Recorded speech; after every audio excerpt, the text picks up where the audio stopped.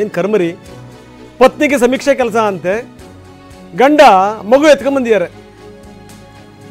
ಕೊಪ್ಪಳದ ಅಬ್ಬಿಗೆರೆ ಶಾಲೆ ಶಿಕ್ಷಕಿ ನಾಗವೇಣಿಯವರ ಪತಿಯ ಸ್ಥಿತಿ ಇದು. 2 ವರ್ಷದ ಮಗು,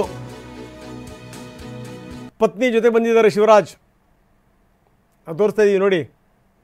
ಆ ಮಗುನ ಕುಡ್ಕೊಂಡು ಪಾಪ ಆಟ ಆಡ್ತಾ ಇದ್ದಾರೆ.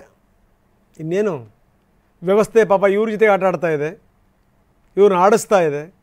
ಇನ್ನೇನು ಹೇಳಿ ಮನೆಯಲ್ಲಿ. ಈಗ ಹೆಂಡತಿ ಇಲ್ಲ ಅಂದ್ರೆ ಏನು ಹಬ್ಬ ಹರಿದಿನ, ಬೆಸ್ಟು ಅಟ್ಲೀಸ್ಟ್ ಹೆಂಡತಿ ಜೊತೆ ಬರೋದು ಬೆಸ್ಟ್ ಅತ್ಲಾಗೆ. ಇನ್ನೊಂದು ಕಡೆ ನಾವು ತೋರಿಸ್ತಾ ಇದ್ದೀವಿ ನೋಡಿ ಎಂಥ ಸ್ಥಿತಿ. ಒಂದು ಪುಟ್ಟ ಕಂದಮ್ಮನ್ನು ನಿಂತ್ಕೊಂಡೊಬ್ಬರು ಟೀಚರ್ ನಿಂತ್ಕೊಂಡಿದ್ದಾರೆ. ಏನು ರೀ ಇದು? ನಿಮ್ಮ ಹೆಂಡ್ರಾಗಿದ್ದರೆ ನೀವು ಹಿಂಗೆ ಕಳಿಸ್ತಾ ಇದ್ರಾ? ವೆರಿ ಸಿಂಪಲ್ ಸಂಗತಿ. ನಿಮ್ಮಲ್ಲಿ ಯಾರಾದರೂ ಅಕ್ಕ ತಂಗಿಂದ್ರುಗಳು ಈ ರೀತಿ ಇದ್ದಿದ್ದರೆ ನೀವು ಹಿಂಗೆ ಅಧಿಕಾರಿಗಳು ಹಾಕ್ತಾಯಿದ್ರಾ? ನಿಮ್ಮ ತಾಯಿ ಏನಾದರೂ ರಿಟೈರ್ಮೆಂಟಿಗೆ ಇನ್ನೊಂದು ತಿಂಗಳಿದೆ ಅನ್ನುವಂಥ ಸಂದರ್ಭದಲ್ಲಿ ಸಂಬಂಧಪಟ್ಟಂಥ ಅಧಿಕಾರಿಗಳು ಏನು ಮಾತೆತ್ತಿದರೆ ಸಸ್ಪೆಂಡ್ ಮಾಡ್ತೀವಿ ಅಂತಾರಲ್ಲ, ಈ ತಹಶೀಲ್ದಾರ್ಗಳು, ಅಧಿಕಾರಿಗಳು ಅವರೆಲ್ಲರೂ ಕೂಡ ನಿಮ್ಮ ತಾಯಿ ಏನಾದರೂ 1 ತಿಂಗಳ ಅವಧಿನಲ್ಲಿ ಅವರೇನಾದರೂ ನಿವೃತ್ತಿ ಆಗ್ತಾರೆ ಅನ್ನೋಂಥ ಸಂದರ್ಭದಲ್ಲಿ ಅವ್ರನ್ನ ಕಳಿಸ್ತಾ ಇದ್ರಾ? 141 ಮನೆ ಮಾಡಬೇಕು, 1 ಮನೆ ಆಗಿಲ್ಲ ಇಲ್ಲಿ ತನಕ.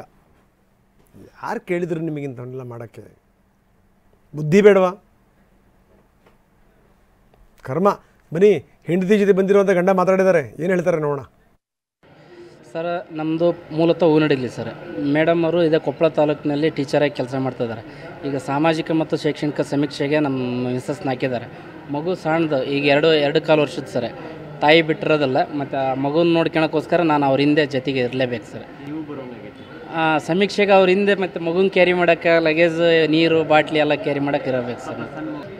ಅದು 1.5 ವರ್ಷದೊಳಗಿದ್ರೆ ಮಾತ್ರ ಕೊಡ್ತಾರೆ ಸರ್ ವಿನಾಯಿತಿಗೆ. 1.5 ವರ್ಷದ ಮೇಲಿದ್ದರೆ ಕೊಡೋದಲ್ಲ ಅಂತಂದ್ರೆ ಅನಿವಾರ್ಯ ಆಯಿತು ಮಾಡ್ತಾಯಿದ್ದೀವಿ ಸರ್. ಆದರ್ಶ ಪತಿ ನೋಡಿ, ಹೆಂಡತಿ ಬಂದಿದ್ದಾರೆ ಅಂತ ಹೆಂಡತಿ ಜೊತೆ ಗಂಡನೂ ಕೂಡ ಬಂದಿರೋದು, ಇದು ಸಂಗತಿ.